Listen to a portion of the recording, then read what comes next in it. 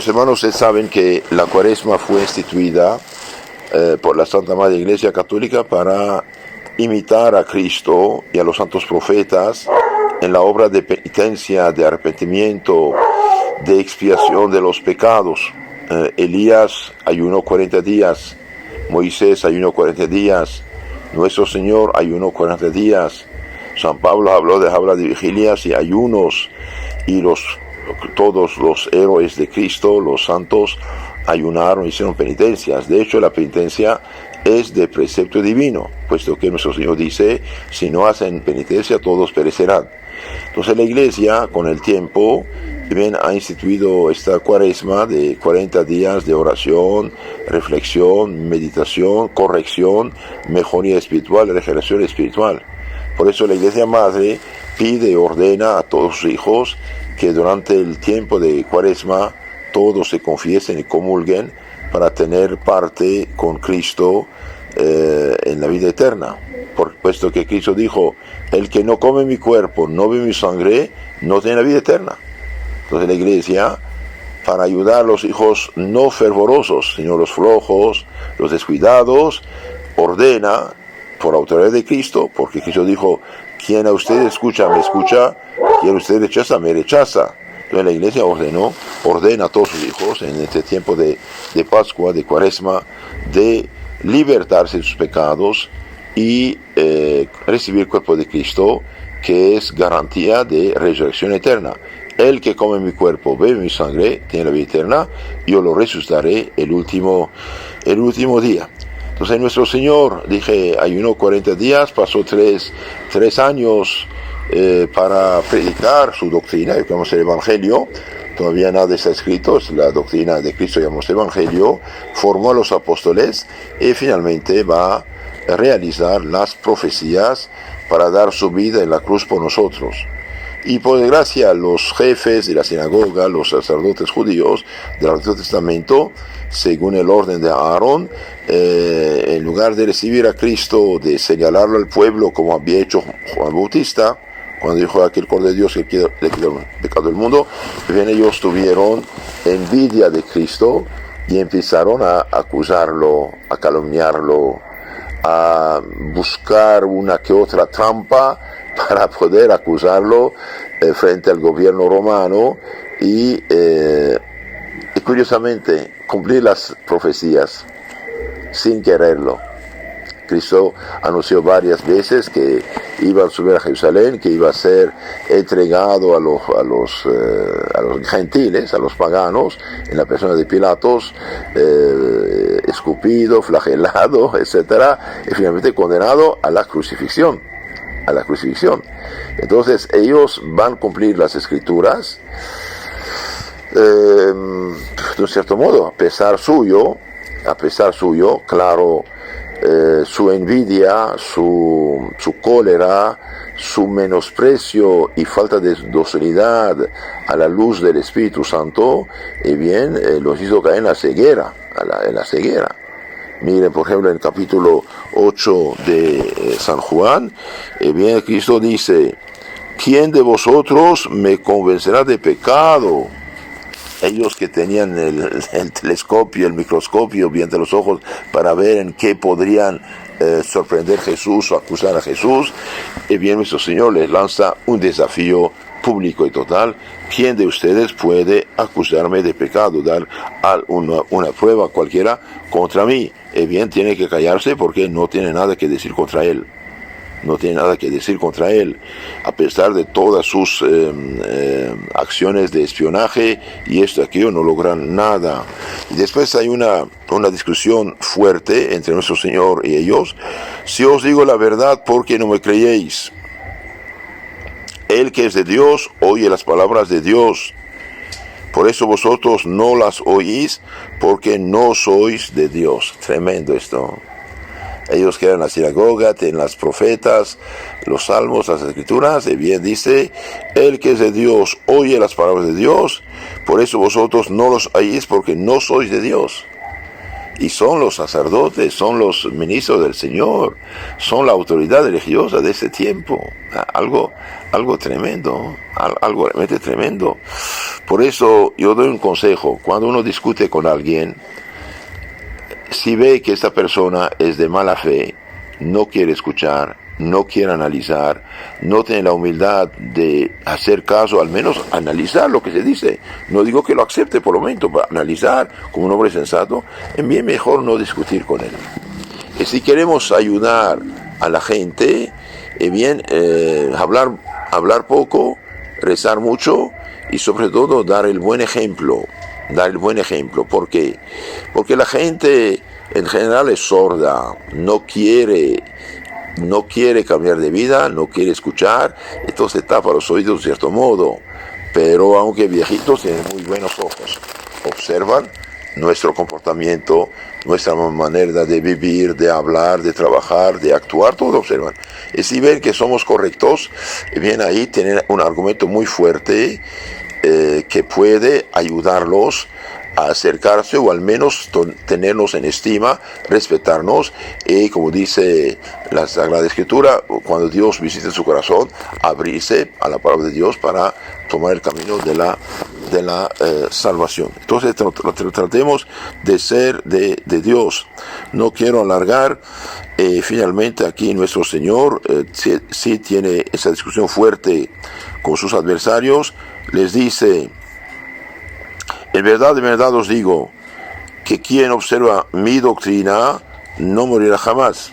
Mi doctrina, en otro lugar dijo, no es mía, es del que me mandó, del Padre. Claro, es doctrina de Dios. Y Cristo es Dios hecho hombre. Y bien, los judíos ahí van a enojarse. Dijeron: ¿cómo es posible? Usted dice: el que observa mi doctrina no morirá. Abraham murió, los profetas murieron. ¿Usted cómo puede decir esto? ¿Por ventura eres más grande que Abraham? Y Jesús contesta algo muy importante, y habla muy claramente. Jesús les respondió, ¿y qué les dijo? Bien, si yo me glorifico a mí mismo, mi gloria no vale nada.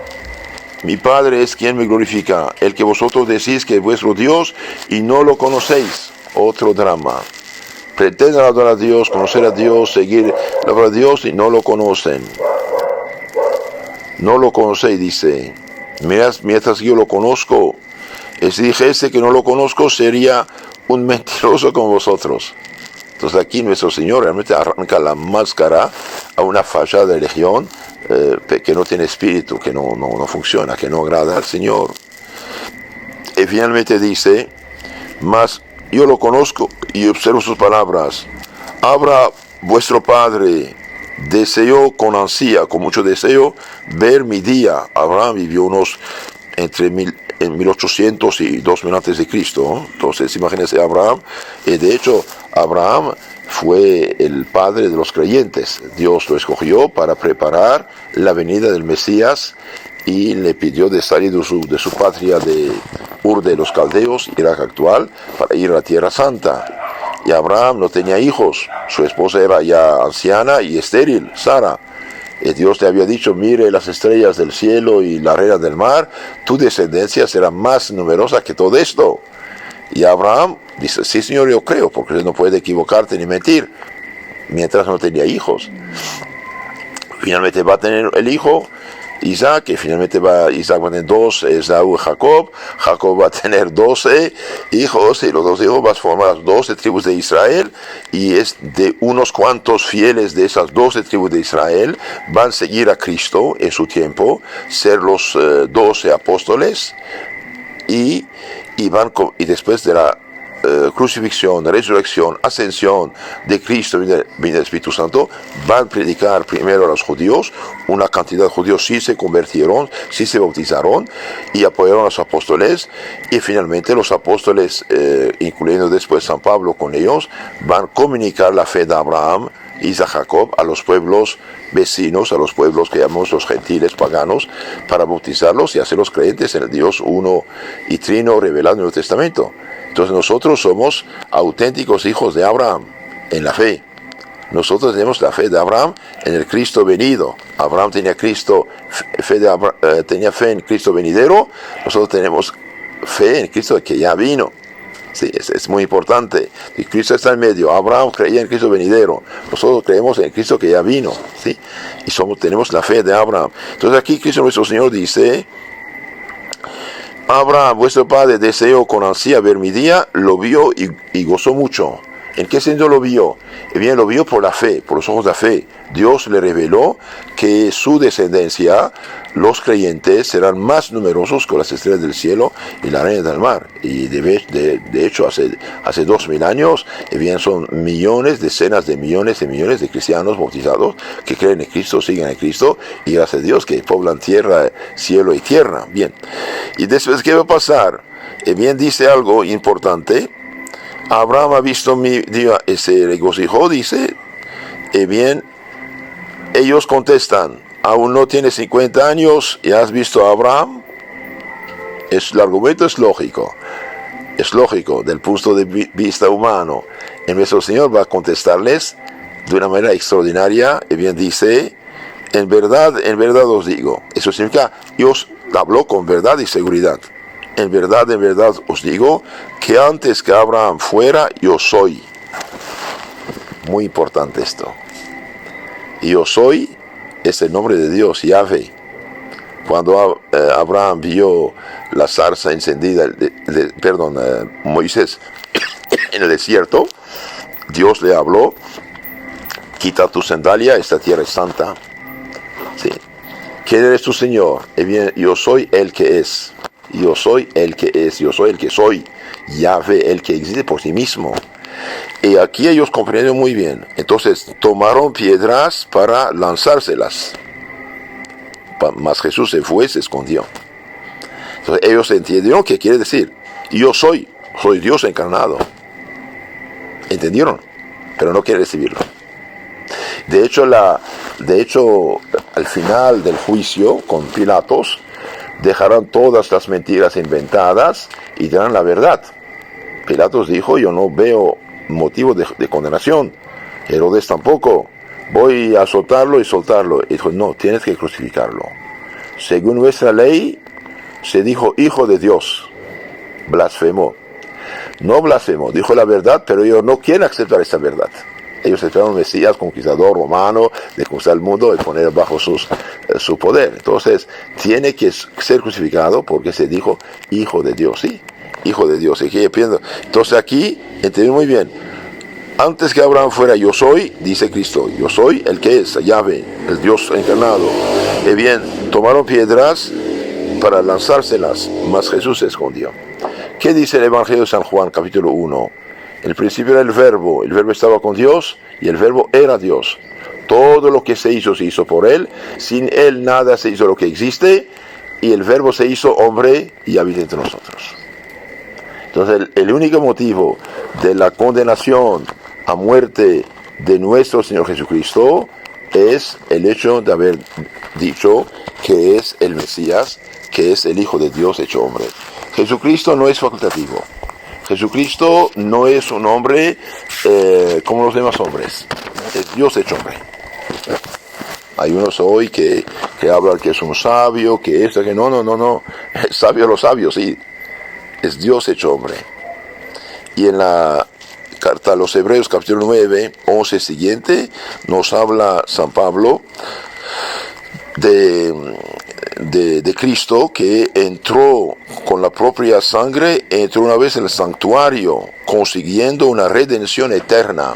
Cristo, cuando dio su vida en la cruz, veía y conocía a todos y cada uno de nosotros, y bien dio su vida en la cruz como nuestro fiador, y nos mereció la redención, la salvación, el rescate, la liberación del pecado. Ahora, ¿cómo esta redención llega a cada uno de nosotros? En la iglesia. ¿Cuál iglesia? La que él fundó, no cualquier iglesia fundada por cualquiera. Hoy hay muchas de estas, pero no vale nada. Una falsa iglesia, una religión humana inventada por hombres, es como la falsa moneda. Entonces, esta redención eterna que Cristo consiguió por nosotros en la cruz, ¿cómo nos la comunica? porque Cristo ya subió al cielo hace casi 2000 años, ¿no? Subió al cielo. ¿Y cómo comunica Cristo esta redención? En la iglesia que Él fundó, la iglesia una santa católica apostólica por tener 2000 años, y la iglesia comunica esta redención mediante los santos sacramentos. Dios es nuestro creador, sabe de lo que somos, entonces nos comunica la redención, la salvación, el Espíritu Santo, mediante cosas sensibles, como por ejemplo el agua lava, así el bautismo purifica. Mientras que el sacerdote derrama agua sobre la cabeza del niño, bien, Dios mismo purifica por dentro el alma. Como la tortilla o el pan alimenta, así la Eucaristía, el cuerpo de Cristo, alimenta, protege, diviniza, da la gracia, las virtudes del Espíritu Santo. El que come mi cuerpo y mi sangre tiene la vida eterna, etc. Entonces, esta redención que Cristo alcanzó, bien se comunica a nuestras almas, dije, en la iglesia, mediante los santos sacramentos, y no de otro modo. Los que quieren cambiar el plan de Cristo están totalmente equivocados, y por desgracia sí lo cambian. Por ejemplo, ustedes escuchan mucho hoy gente protestantizada que dice, la sangre de Cristo me cubre. ¿Sí? Dicen esto, ok. ¿Y cómo te cubre? Ah, porque yo lo dije. No. Te cubre con el bautismo, te cubre con la misa, te cubre con la penitencia, perdón los pecados, sí.